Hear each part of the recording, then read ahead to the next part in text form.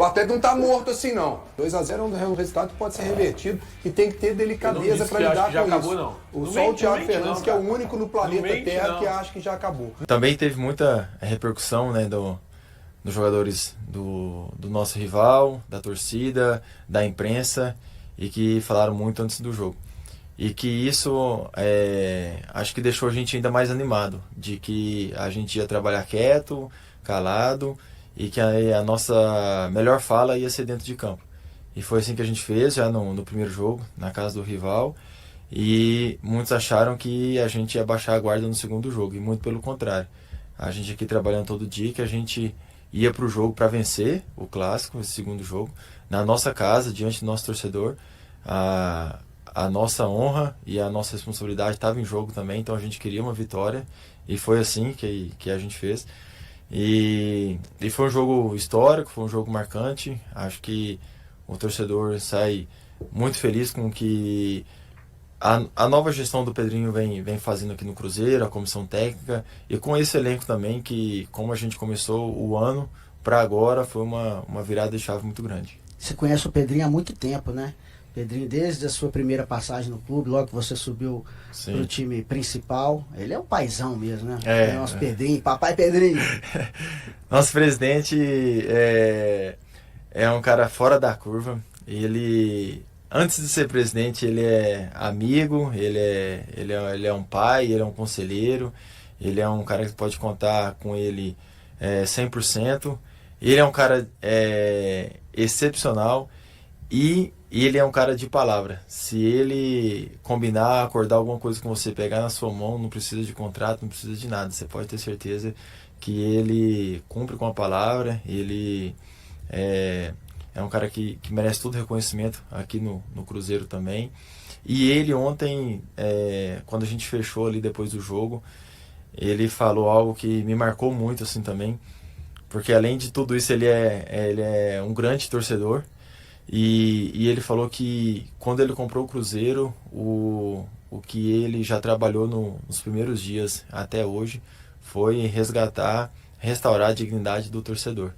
E isso assim me marcou, que ele viu isso nos dois jogos no Clássico, que depois dessa nossa classificação, acho que a dignidade do torcedor cruzeirense está restaurada, e que ele vai fazer de tudo, continuar fazendo, trabalhando dia a dia para dar alegria ao torcedor. E nós jogadores aqui também, a gente fica muito feliz de ver o nosso presidente feliz por tudo que ele faz aqui para nós, por toda a estrutura.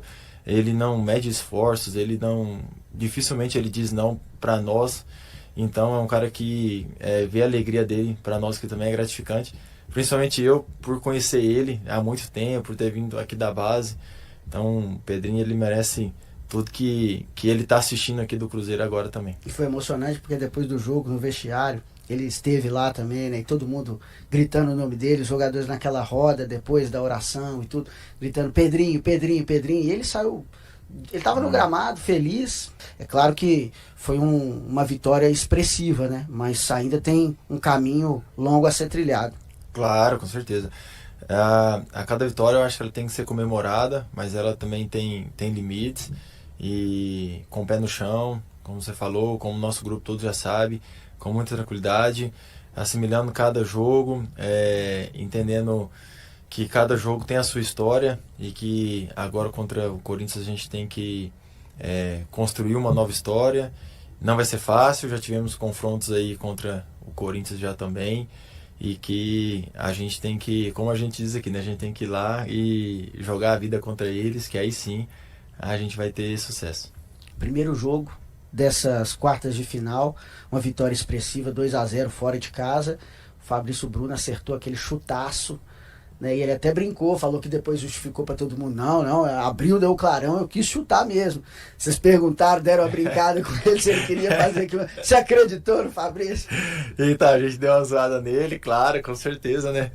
A gente não ia deixar passar em branco, mas eu acho que realmente ele quis chutar pro gol, mas eu acho que talvez ele não imaginasse que ia pegar tão bem na bola assim, e que a bola ia lá no ângulo, surpreendendo todo mundo, e que Eu vi depois, muita gente até... A expressão do Mister é muito boa, ele fazendo assim. Virou meme, né? Assim, ó, que isso?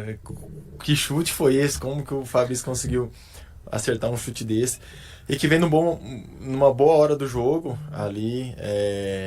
O jogo tava truncado. O jogo truncado, né? O jogo bem competitivo, digno de clássico mesmo, muita falta, e aí acertou um belo chute. Depois a gente conseguiu fazer o segundo gol, que deu uma tranquilidade, e que a gente mostrando a nossa força, jogando em casa, jogando na casa do rival, ou seja, em qualquer outro estádio, o Cruzeiro vai muito forte, muito preparado. A gente fez uma arte para poder comparar aí os próximos jogos dos 3 times que estão aí na luta pelo título do Campeonato Brasileiro. Cruzeiro, Flamengo e Palmeiras. E para ver quem tem o caminho mais fácil aí nas próximas 5 rodadas. Será que alguém tem caminho fácil? Vamos ver aqui, porque caminho fácil nesse brasileiro tá incógnita, né, o Rafa? Então vamos lá, começando com o Flamengo, líder do Campeonato Brasileiro, né? Tem um clássico contra o Vasco nesse domingo, né? Então encara o Vasco nesse domingo, depois de enfrentar, como o Seabra destacou, o Estudiantes hoje, né? Pela Libertadores. Depois, na sequência, tem o jogo da volta, ou seja, é a Libertadores no meio de tudo isso aí. Depois o Corinthians, para jogar o Flamengo encarar o Corinthians aí, não tenho certeza, mas acho que é fora, esse jogo é em São Paulo.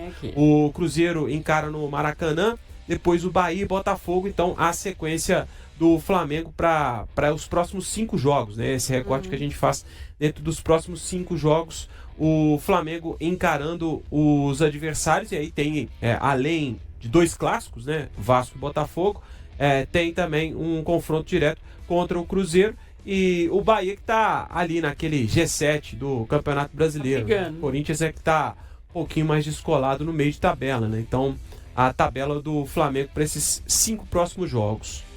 Tá aí então, esses são os adversários do Flamengo. Daqui a pouco eu passo o que cada um, o que é em casa e o que é fora, que eu anotei. O Corinthians é fora. Acho que o Corinthians eu acho que é fora. O Corinthians é fora, o Bahia, se eu não estiver enganado, é fora de casa também. O Botafogo, o jogo vai ser no Maracanã, se eu não estiver enganado.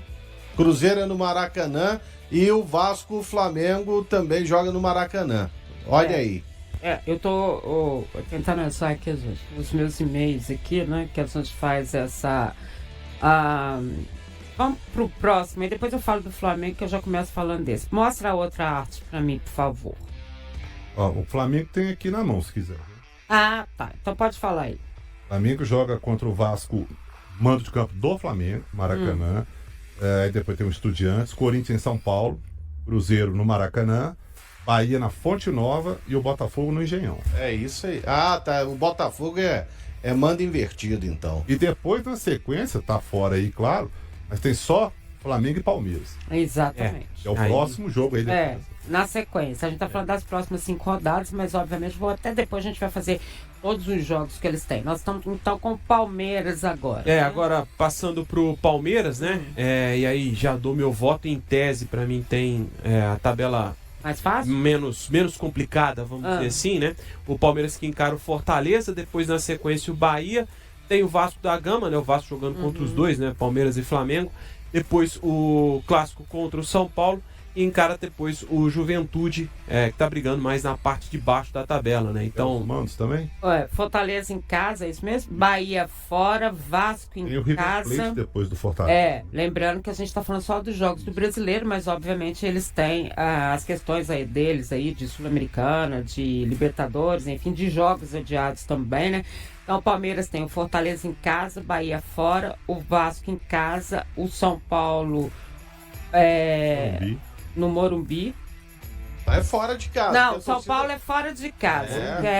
Torcida única. Jogo adiado vai ser no dia 11 de outubro. E depois ele tem... e então, aqui, essa data aqui não é. Essa data aqui é o jogo adiado do Juventude, dia 11/10. E o São Paulo é fora de casa. Tá? É isso. Palmeiras contra o Juventude. Fica pagando o jogo, exatamente. E ainda mesmo assim vai continuar com o jogo atrasado ainda. Ainda lembrando o seguinte, a gente vai passar, são apenas 2 equipes que já definiram aí 2 jogos desses adiados. O restante ainda a CBF não marcou, até porque essa questão de Libertadores e uma série de coisas das equipes que disputaram o Mundial. Vamos para o próximo. Aí o Cruzeiro, né? O Cruzeiro... Isso. Dá pra gente, aí já não precisa mais da cola, não. Dá pra gente. Não, esse aqui tu já sabe. Isso aí dá pra fazer. Tá na nossa escala. Encara o Red Bull Bragantino agora, né? Nesse domingo, jogo no Mineirão, né? Depois sai pra poder jogar no Rio contra o Vasco e depois contra o Flamengo. O Sport no Mineirão e o jogo na Arena MRV contra o Atlético. Então, o Cruzeiro que tem esse confronto super difícil contra o Flamengo fora, né? E também o clássico contra o Atlético. Então, tem uma rodada, para mim, na minha opinião, não tão complicada quanto, aliás, um pouco mais complicada que a do Palmeiras, mas nem tão complicada quanto a do Flamengo. Para mim, já dando meu voto, eu acho que o Flamengo tem a sequência mais difícil dos 5 próximos jogos. Então uma, quem sabe, oportunidade do Cruzeiro tirar um pouquinho mais dessa vantagem que tem o Flamengo hoje no Campeonato Brasileiro. E vocês, o que vocês acham? Ô Daniel, começando por você, quem tem a sequência mais difícil? Ou mais fácil, sei lá. Fácil não existe, né? Não, no campeonato é A difícil. menos complicada aí é do Palmeiras, pra mim também, eu acho. Né? Palmeiras fica depois do Flamengo e o Cruzeiro também. A do Cruzeiro também é complicada, mas a do Flamengo eu acho que tá um pouco mais. Agora a do Flamengo eu acho que ficou. A do Palmeiras eu acho que ficou um pouco mais acessível, vamos dizer. Né? Que coisa. E você, Lélio? Você sabe que eu acho todo jogo difícil, né, Gilmara? Sei. Campeonato Brasileiro, ele é muito traiçoeiro. Mas aí, realmente, pelos adversários aí, o Flamengo, né? Tendo 2 clássicos estaduais e ainda adversários como Corinthians e Bahia fora de casa, e sem contar o Cruzeiro, a tabela deles, com sinceridade, é a mais complicada. Agora coloca a do Palmeiras aí, por favor. O Palmeiras, ele, no primeiro turno, ele perdeu em casa pro Bahia. Sim. Entendeu? Então também não tem nada que garanta que o Palmeiras vai conseguir vencer o Bahia, mesmo fora de casa. Jogou bem contra o Fortaleza e tal, mas tem um clássico contra o São Paulo. Todo mundo vai ter um clássico aí pra fazer. Exatamente. Então é difícil. A mais difícil é a do Flamengo, com certeza. A do Flamengo você acha mais difícil e a mais fácil o Palmeiras? Não. Acho que o Cruzeiro. Não tem ninguém, né? O Cruzeiro jogando em casa contra o Bragantino, contra o Sport. E tendo 3 jogos fora de casa também. É uma tabela difícil. É difícil. Levando em consideração que o Cruzeiro tá só com o brasileiro aí, né? Mas você abre isso para Flamengo e Palmeiras, eu acho que assim, não é um detalhe elenco, tão né? importante assim, pelo elenco, que é muito forte, né? Galera, só que tem uma coisa, né? É aquela mudança de foco, né? Da mentalidade, né? Assim, eu vou pegar o River Plate, vou pegar o Estudiantes, vou pegar agora depois tô na semifinal, sei lá, eu acho que muda um pouco, e o Cruzeiro vai preocupar com o Copa do Brasil só em dezembro. Não, sim, mas a Libertadores também, ela é espaçada. Você vai ter agora e depois vai demorar também, porque a final é só em novembro. Sim. Então, tem essa fase agora e depois a semifinal é só no final do mês que vem. Então vai demorar. Mas assim, então, recapitulando, para mim, a tabela mais difícil é a do Flamengo. A do Cruzeiro e a do Palmeiras, elas são acessíveis, mas com jogos difíceis e de muita rivalidade. Não tem como. Então, é jogo duro pra todo mundo, não tem jeito não.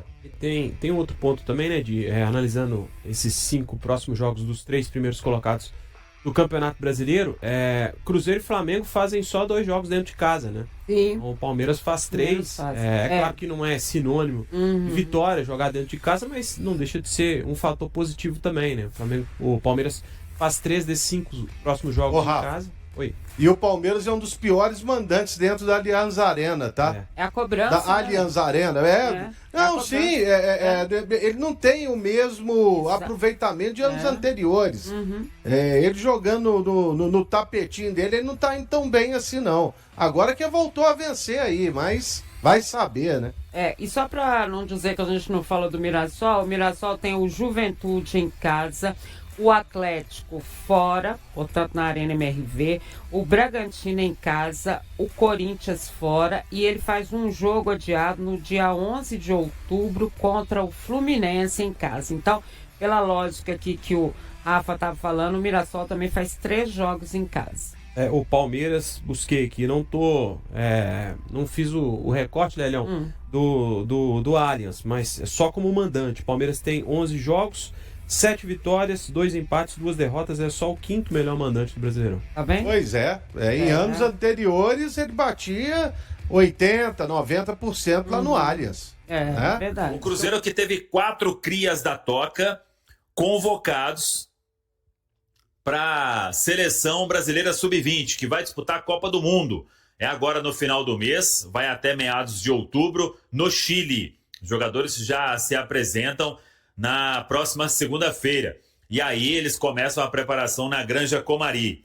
Goleiro Otávio, zagueiro Bruno Alves, volante Murilo Hickman e o meia Juan Gabriel. Ficou fora apenas o atacante Kaique Kenji. Os 5 aí vinham sendo chamados pelo técnico Ramon Menezes. O Kenji acaba ficando fora e os outros 4 vão representar o Cruzeiro na Copa do Mundo Sub-20. E tem ainda, claro, o Neisser Vidiarreal, que será jogador do Cruzeiro a partir de dezembro. Ele vai disputar a Copa do Mundo Sub-20 pela seleção colombiana. O Cruzeiro treinou nesta quinta-feira com o mesmo panorama de ontem. Apenas o Fagner fazendo trabalhos específicos. Ainda não foi totalmente liberado para os treinos com bola. O restante, todo mundo no campo. Creio que a partir desta sexta-feira, o Leonardo Jardim aí começa a montar o time, mas não tendo nenhum problema.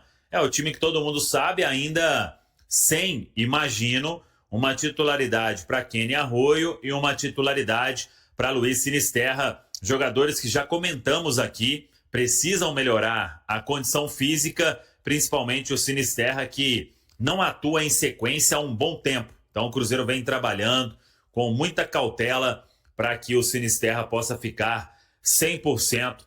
Fisicamente, ainda não tem esse quadro físico. Vai entrando aí aos poucos, ganhando cada vez mais minutos, o que é também muito importante. A situação de Gabriel Barbosa no Cruzeiro tem despertado o interesse de vários clubes, inclusive do futebol brasileiro. Segundo o jornalista Jorge Nicola, o Corinthians avalia a contratação do atacante caso Memphis Depay deixe o clube. De acordo com Nicola, o presidente Osmar Stabile e sua diretoria são admiradores de Gabigol e acompanham de perto a condição do camisa 9 celeste, que hoje é reserva.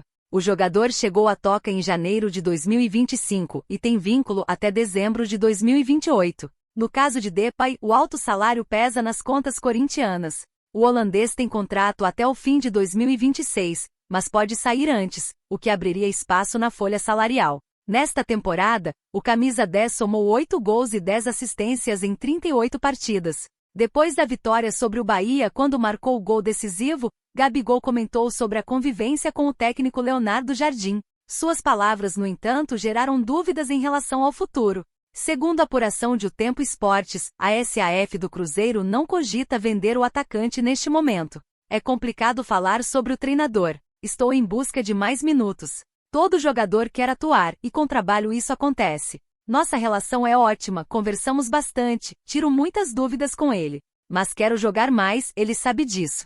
O Cruzeiro vive uma temporada incrível, e em dezembro, vamos conversar novamente, disse ao Sport TV. Contratado com status de grande reforço, Gabi perdeu espaço no time titular após a chegada de Jardim em abril. Ainda assim, segue sendo importante. É o segundo maior artilheiro da equipe em 2025, com 12 gols e 4 assistências em 35 jogos oficiais. E aí galera, o que acharam? Deixem suas opiniões nos comentários. Não se esqueçam de deixar o like, se inscrever no canal e ativar o sininho para receber as notificações. Até mais, Nação Celeste! Vamos pra frente!